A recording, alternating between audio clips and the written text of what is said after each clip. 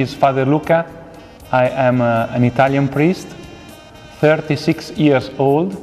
I have been in Cambodia 4 years already, and this is my second year in this village, Kodol village.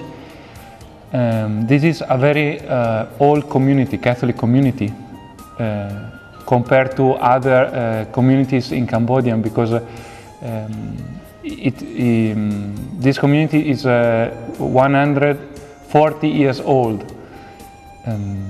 This church is new because the old church was destroyed during Khmer Rouge regime.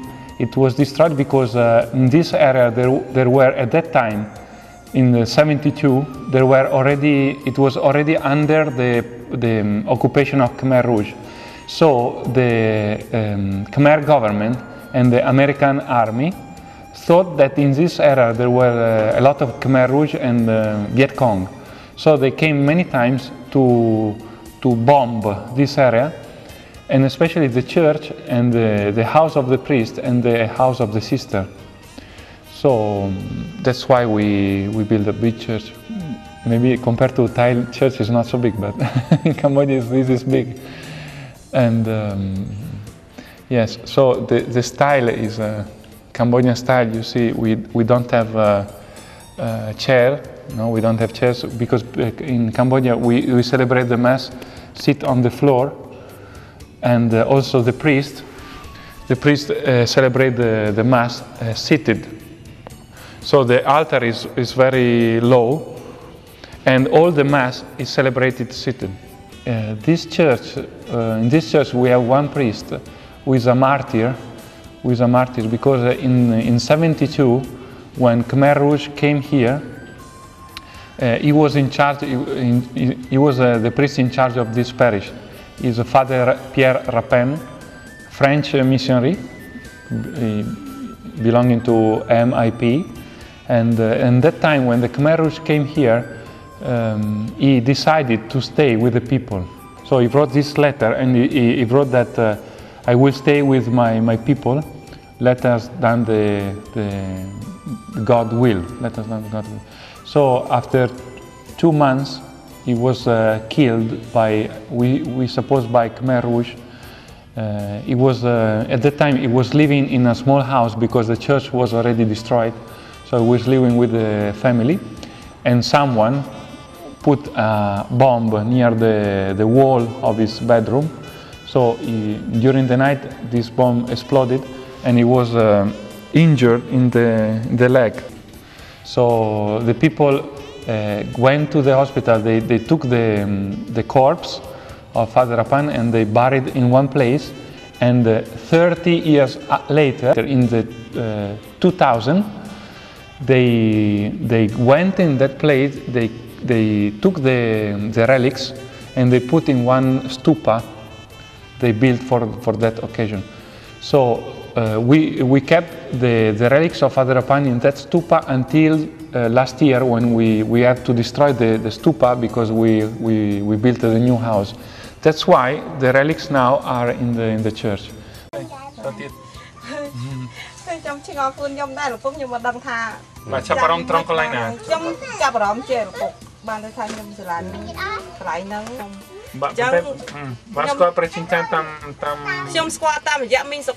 Okay, so is one of our Catholics. She was helping her a lot. So through the help of this lady, she got interested in the Catholic faith, and she started to say okay.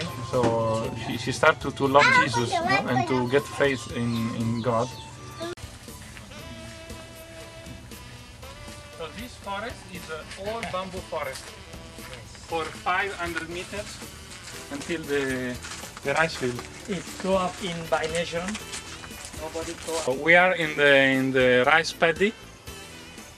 During the rainy season, the lake, the water of the lake overflew, and until the church, almost until the church. So this area become overflooded, and during the dry season, the water is going back, so the lake is becoming smaller, So they do the rice field according to the lake. So what I would like to do in the future to go more in the families, and to prepare some prayers for them, so they can pray in the family. We can go and celebrate the Mass in the families. I would like to help them to teach also the faith to their children. I think it will be very important for this village now, because now the church is much more better than before. When the missionaries came back in the 90s, the church was completely destroyed. The community was completely destroyed. The people were afraid to say that they were Catholic, because they were really afraid. For 20 years they could not say that they were Catholic. So when the missionaries came back, they have to gather the people again. Step by step the community start again. And also they start to reconcile, to forgive each other, because they have many problems between the families. Especially the family in that side and the family in the other side, they are fighting each other, because they always say, Father, you love that group more than our group, and they have problems together. So I think this one point that is very important now is to help the families to reconcile, to forgive each other, and to take care of the faith of their children. This is my dream. And another dream is this community is very old, but it's not so missionary. I mean, we don't have many people come from other villages. No?